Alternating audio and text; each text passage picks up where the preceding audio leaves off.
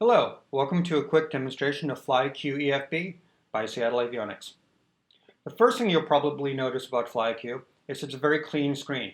There's not a lot of clutter. You can see a map, you see some gauges at the top, and a couple of toolbars. Not a lot. It gives you a lot of screen to look at that's covered by material like the map that you actually want. So let's talk about how you can move the map. If you take one finger, you can move it to the left, to the right, up and down, spin it all around, and so on. If you put two fingers on the map and pinch them in, you zoom the map out. If you take your two fingers and you pull them apart, then you zoom the map in, just like any other iPad app. If you take your two fingers and rotate the map, you can do that as well. Very simple, very clear.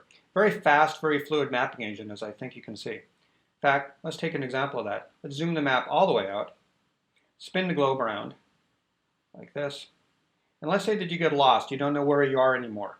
There's a series of 5 icons on the left side of the screen. The top one is layers. It looks like a stack of papers. But below that is one that looks like a targeting site. We're going to use that. When we tap that icon, the map realigns itself to the current location, but it doesn't change the zoom level.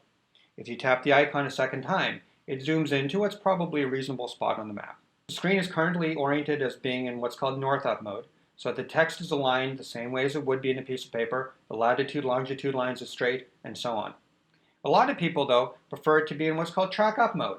Let me tap on the icon that looks like a compass. This icon is on the left-hand side below the one that we clicked on before. Again, it looks like a compass. And when I do that, the aircraft icon moves towards the bottom of the screen. Now we see a lot more screen in front of us depending on our direction of flight. So when we hit that airport, our waypoint up at the top there, the screen will suddenly rotate around to match our new direction of flight. Let's talk about mapping layers. So I'm going to zoom the map out a little bit so you can see some more. And I'm going to click the stack of papers icon, the top one on the left side. This is our layers icon. Right now we're looking at the sectional base map. Below that is IFR low, so let's tap on that. You can also mix and match other things. So you can turn on the flight plan line, which is we already have on. If you tap on a layer like flight plan that's already on, you turn it off. So off, back on again. Very simple. I'll explain the runways later. Let's turn on fuel prices. These are color-coded, so the darker colors are the more expensive colors. We use a lot of color coding in the product. In fact, let me give you a great example of that. I'm going to, on the right-hand side of that, I'm going to turn on the METAR and TAF layer. And let's turn off the fuel prices. Now, if you take a look, there are two different colors on the screen. There's green dots, those are VFR conditions, and yellow dots, those are marginal VFR. If there are any red dots, which they're not, a red dot would indicate either IFR or low IFR conditions. If you want to see more detail about any of those, you can simply tap on them, and there's the information about that particular METAR. Tap anywhere else on the map, and it goes away. Other layers that you can take a look at. Let's get rid of the METARs and TAFs. You can turn on the satellite infrared layer, like that. Just maybe zoom the map out a little bit. A little easier to see that. In addition to the infrared layer, you can turn on the satellite visible layer, which isn't really quite the same, but it's similar. You can turn on winds aloft. Let's take a look at that. Let's zoom in a little bit. So for example, in our winds aloft, you see an orange 33 in the middle, and towards the lower right, you see a 14 in green. What does that mean? The 33, which is going to the northeast, means that at our current altitude, which we're simulated now, we're at 7,000 feet. At 7,000 feet, there's a 33 knot wind heading towards the northeast over Seattle. A little bit to the southeast of Seattle, the wind is quite a bit different. It's 14 knots heading in about the same direction at the same altitude. Other layers. You can turn on airmets and sigmets, like this. See those along the country, overlapping. You can turn on a number of different safety layers too. We have TFRs on. And if you take a look, the TFRs in the Pacific Northwest are pretty bad right now because it's summer and there's a lot of fires going on, unfortunately. You could turn on obstacles. You can turn on the terrain awareness, what are called TAWs. So you can see that 7,000 feet, while it's relatively high, isn't enough to go over the mountain range that separates the two halves of Washington State. You can turn on the traffic layer, which we'll talk about later, and you can turn on course line and rings. Let's zoom in the map a little bit turn off some of these other layers, and I'll show you what I mean by that. I'm going to turn on the rings. The rings give you distance or time, it's up to you, you can choose it, on what you want to look at. So it always tells you how far away other objects are. And you can turn on the course line. The course line is similar, but it gives you an extended line in color-coded segments that shows you either how far away something is by time or by distance. So by default, that's in time. So we're looking at where we are going to be in 10 minutes. And each of those little barbs, each of the different colors, is 1 minute. Let's turn some of those off and move back to the sectional layer. So I want to see how far it was flying from the current location to a place on the east. If I put 2 fingers on the map, I get that line. So this is the feature that we call terrain X-ray.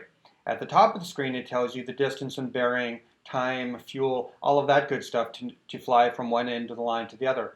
But we call it terrain X-ray, not just distance measuring line, because of the graphic in the middle of the map. It's showing us right on the map what our terrain looks like relative to our aircraft's altitude. Right now we're rising, but we're at about 3,800 feet. Red is bad. Red means that we're going to hit it. The yellow means that we're close to it, within 1,000 feet. And the green means that we're over it. In other words, this is not such a good flight to pick. So maybe instead of flying there, I want to pick a different spot. I can take one finger, let's say I take one finger and I put it on the right-hand side of that terrain X-ray. I can move it along to another spot, loop it around to wherever you like, and I can see that flying straight north is probably a better idea.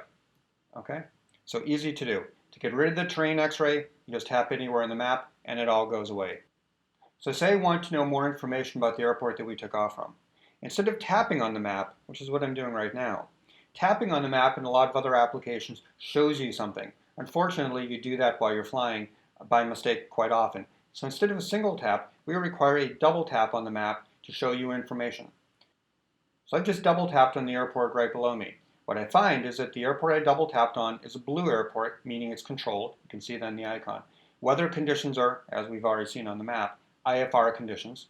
It gives me all the basics: distance to the airport, maximum runway length, the traffic pattern altitude. It also gives me a series of buttons on the right-hand side. One looks like a map. If I click that, the map jumps immediately to that airport. It has a direct to button next to that, which is, of course, just does what it says. It'll bring you directly to that airport. Below direct to is a button that says plus FP. That means add to my flight plan. To the left of plus FP is a new button, which looks like a procedure, or looks like a piece of paper. What that means is that this airport, KPAE, Snohomish County Payne Field, has procedures. And if I tap on that, I jump immediately to the procedures for that airport. But I'm not going to do that. Let me just tap anywhere in the middle of the cell, like that, and it shows me information about this airport. What you're going to immediately notice about FlyQ EFB is something that we call the rule of 2. The rule of 2 means it should not take more than 1 or 2 taps to get to key information that you need while you're flying. So on one screen, you see your elevation, your pattern altitude, your maximum runway length. You immediately see a satellite view and the FAA diagram.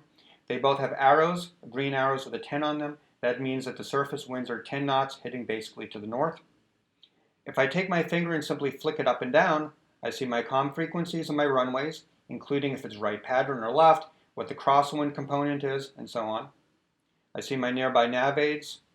Very, very easy to do. See, instead of hitting little buttons on the screen, we think swiping up and down like this is a very easy thing to do.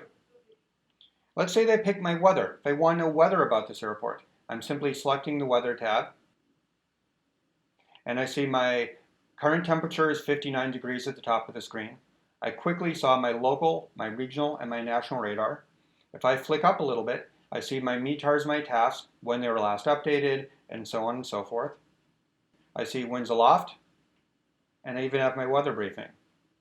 One of the best features of the product, though, is this one. Let's say that you're flying and your eyesight may not be quite what it was when you were a kid.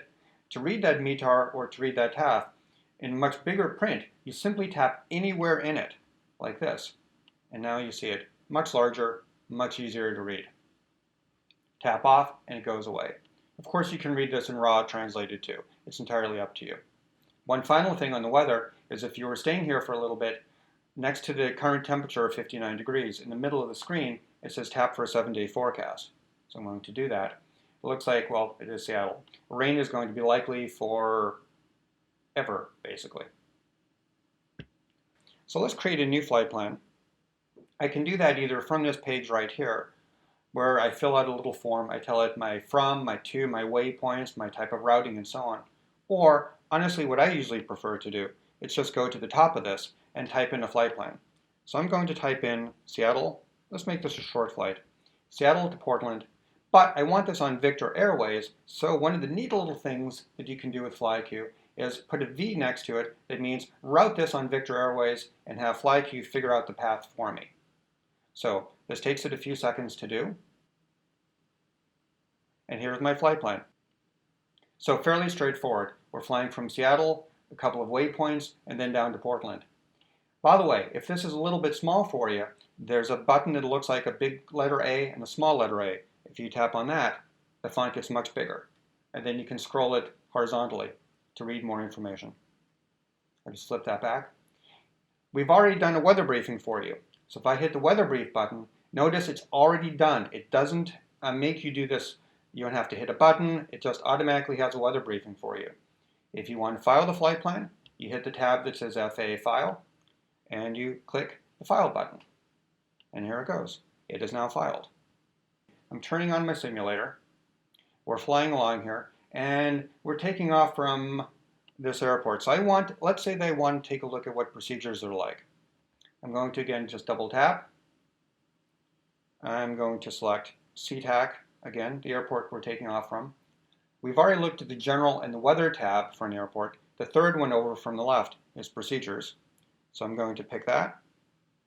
Oh, but first, I actually want to look at a map while I'm doing this at the same time.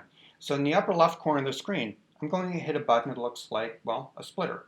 So I'm going to pick a procedure like this. And if that's not the procedure that you want, you can simply take a finger and swipe it left and right. You can make it bigger, you can make it smaller. There's a button in the upper right corner of the screen that looks like a map.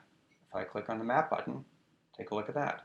Now I see the map superimposed to the approach plate, like that. You can change the opacity and all of that if you like. One of the great things about it, though, is if that's not the procedure that you want, I can still swipe on the right-hand side. Watch this. And you see the change happen on the other side of the screen as well. Isn't that cool? Much easier way to pick procedures. You don't have to keep tapping on the screen. Again, we call this the rule of two, meaning minimal number of taps required to get to information. That's a very, very big deal for us. Let's take a look at 3D on one side of the map. So on this side, I'm going to flip from Procedures to Map. The fourth one that looks like a cube is the 3D button. That turns any 2D map into a 3D map. So now we're flying along in 3D. One of the great things about having a split screen, though, is that I can put a lot of different things on the screen. So if I go to my left-hand side, I can flip to, for example, my scratch pad. I can type in whatever I want in terms of the ADS. This, by the way, is a multi-page scratch pad. So if I hit the button at the top that looks like a next, this is page 2, that's page 3. I can go backwards, see page 2, and back to page 1. Very, very handy way to do it. One of my favorite features of the app, though, is something that we call the wind optimizer. So I'm going to go to the main map, hit the weather button. Instead, I'm going to hit a sub-tab that says winds on it. So let's take a look over here. So what the wind optimizer is telling me is in this particular case, the weather's just crummy, which I guess I kind of knew already. So at the current altitude that we're flying at, which you can see either in the GPS altitude above the 3D on the right-hand side, or by the gray bar that's on the wind optimizer side on the left side of the screen, we're flying at about 5,000 feet. At 5,000 feet, we're picking up, it looks to me like about a 20-knot headwind. The red means a headwind component. If there were any green on the right-hand side of the wind optimizer, which there's not, that would mean that you are getting a tailwind. So basically what this means is flying a little bit lower helps you a bit. Flying much higher, like 16,000 or 14,000 feet, is probably a really bad idea. Now, I'm going to turn the simulator off and connect to an ADSB receiver. Connecting to an ADSB receiver is extremely simple. All that you do is you connect your Wi-Fi source to the network which the Wi-Fi receiver pumps out. We support something like 15 different ADSB receivers, everything from the Stratus line to Clarity to the eye level, to the dual, sky radar, free flight system certified systems, NavWorks certified systems, Pathfinder, and so on. And almost immediately it tells me that ADSB is connected. All right, let's take away the 3D. Just go to a 2D map and see where we are. All right, so it looks like we're not quite following our flight plan line, but we're reasonably close to it. All right, let's do this in 3D at the same time. So I'm going to pick a map on this side. On the left-hand side, I want to see this in 3D. So that's a great use of seeing 2D and 3D with the AHRs. Incidentally, if you were actually flying level right now and maybe you just moved your ADSB receiver on the dash a little bit, if you tap on here, there's a button that looks like kind of a spinning top or almost like a satellite. Click on that, and it asks you if you want to reset the AHRs to call where we currently are level. Very handy feature. And I'm going to turn on the traffic layer. To do that, you hit the stack of papers icon on the left side of the screen and just turn on traffic. If you look closely though, most of it doesn't look like it's all that close to us, which is good. But one of the things that FlyQ has, which is particularly handy, is the ability to mask out traffic that is either too high or too low from you to be a factor, or simply too far away. There's a ring in the middle of the screen that's 15 nautical miles from your current position. And it says on the left side of the screen, 15 nautical mile traffic, filter off. That means it's showing you all traffic. If you simply tap on that gray box itself, that turns the filter on. And as you can see, there's now only one target that's near us. So what does that mean? I'm going to actually turn all of these back on again. So I'm going to turn my filter off and explain some of them. So the one that's on the upper right side of the screen that says -31, negative, or now -30, that means it is, the negative means it's below us. 30 is in hundreds of feet, so it means it is 3,000 feet below us. However, next to it is an arrow pointing up, meaning that the aircraft is currently rising. You see that in all the different traffic targets. Now, these are actually color-coded. You can't tell here from the log, but if any of these were really a threat to us, instead of being black and gray, they would be orange or they would be red. The other thing that you see, and I'm going to zoom in the map a little bit here, is a line coming out from each of those. So if you take a look at the one that's in the middle of the screen that says +01, that means it's only 100 feet above us and descending, and the line in front of it tells you where that plane is going to be at its current speed in 2 minutes. So it looks like, again, it's not going to be any factor whatsoever for us. We're flying in a completely different direction. Let's take a look at something that tells you information about your devices. So one thing that we find immediately is that if you take a look in the upper right corner of the screen, the first indicator is GPS. It's green, meaning we have a valid GPS signal, and it's been recently updated. My weather is a little bit old though. It's red, giving me a warning. Next to that, ADSB is green, meaning I am connected to an ADSB receiver. And next to that is a battery status indicator for my ADSB receiver that's a little bit less than 100%. If I want to know more details about any of this, I tap anywhere on those four icons, doesn't matter where. It gives me a choice of looking at details for my GPS, or if I click on weather, details for my weather, or if I click on ADSB, on ADSB. So let's look at that. The GPS gives you your horizontal accuracy. It tells you what the source is. In this case, the GPS is coming from the ADSB receiver as opposed to the iPad or an external GPS only. If I tap now on weather, it tells me that Extrad product was updated more than 24 hours ago from ADSB. The satellite is only 16 minutes old, but it's from the internet, which makes sense because ADSB does not have satellite data. My METARs, my TAFs were updated less than a minute ago. My winds aloft were updated less than a minute ago. And my AirMets and SIGMETs are also coming from the internet, and they're 22 minutes old. The reason why it's red is because we're playing back a log file from several days ago. Moving down to ADSB, it tells you when the last weather update, the last traffic update, and the last GPS update happened, and it gives you the number of ground stations. It even gives you a graphical diagram of where those ground stations are relative to you. It tells you how old the updates are. Right, so the closest station is about 22 miles away, furthest is 52. We're using a Clarity SV right now, software version, serial number, all that good stuff is right there.